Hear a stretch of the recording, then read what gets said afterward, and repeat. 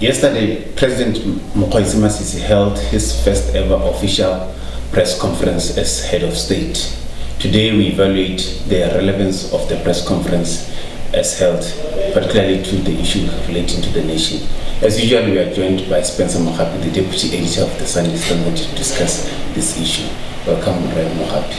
Thank you very much. What were your impressions about yesterday's deliberations? I think it was quite a very good press conference insofar as the President very honestly and sincerely explained the main issues facing the nation. He very honestly also laid to the nation the roadmap that he has set for himself and his government. But also important is the fact that he brought along quite a number of very senior ministers, senior government officials who he also allowed to answer the questions as they pertained to their different ministries. That really was a first. We must recall that this press conference comes after a decade of blackout. So it is really welcome. It started, I think, as very tense on both sides, the President himself, his ministers. But with time, as it progressed, I think everybody got relaxed. In the beginnings, people were stiff, but they got relaxed. The good thing in the end, I want to point out, is that the two sides, the government on one hand, the media on the other side, they really were all out to give the other party a chance. The media, I would observe, did not want to rattle feathers. They want to engage government going forward, and that really, I think, has come out as a big concern for many people, that the media was too soft. They did not ask relevant questions. But being combative, as some people have demanded, especially people from opposition, is not always a good thing. Later in the evening, I also watched on television a press conference happening at the White House. It was just the same kind of atmosphere. No combative questions. All you wanted was to extract answers from the people you are asking questions. But would you say President Masisi shared as much as he could? And would you also say journalists had enough time to ask questions, relevant questions, as people out there are putting it?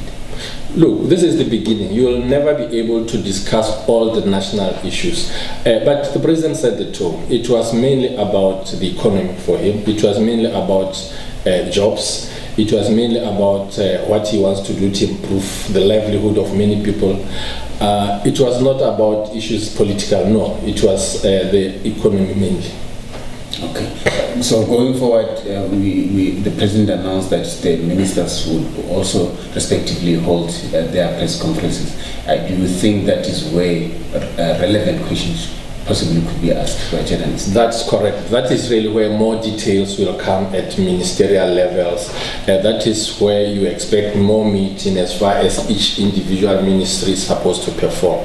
But look, the opposition, I can understand their anger. They've always taken the media as part of their infrastructure. But that was mainly because the media had similar issues like them, where the President was not talking to the nation directly.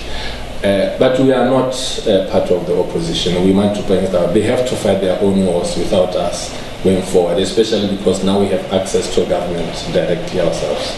Okay. But of all the things, all the deliberations or all the announcements that Masisi made yesterday, what sort of, which one would you really say it was a take home? The take home is that it was very clear from him that he will be open and transparent. That goes without saying, that he emphasizes that it's upon himself that he will fight corruption. That is one way for him to say that he will fight to get people jobs, because corruption has always stood on the way of kickstarting the economy. And that is the most important thing. These politics, party politics, are for a majority of our people now not really an important thing. People want jobs, people want a living, people want to know what the government is doing to kickstart the economy. Okay. Speaking of corruption, would you say it would have been fair for journalists to ask Masisi to speak on the issue of corruption, despite the fact that we know that he could be limited in terms of... No, yeah, there were no restrictions, but look, I think, and also as journalists, we didn't discuss among ourselves what was out of bounds. But it is upon us to try to impress our own government that we are not there to fight them. We didn't want to rattle their feathers because we want them to be more forthcoming. We want him to call another press conference going forward. We want his ministers to get more relaxed, and they were not relaxed. You could see some of them were really the first time that they were talking to the media directly. But we wanted to create an atmosphere where they could feel more at home and they could address us not as adversaries, but as people going the same path, fighting for the interest of the nation. So Spencer, one of the highlights of yesterday's press conference was the announcement that the private lawyer, Carlos Salvani, is no longer a prohibited immigrant. I don't know what was your take on that, and what do you think really happened behind the scenes? Yes, that was indeed one of the biggest highlights from the press conference. The president on the spot rescinded the prohibited immigrant status that they had meted out on Salvani. It was really touching, I think, especially for Salvani and his family. More humbling also was the fact that the president said a mistake had been made and he publicly acknowledged it. He said his government was going to apologize to Salvani. It showed a rare magnanimity that we have not grown used to in our government. The opposition had been the whole week singing the song about Salvani.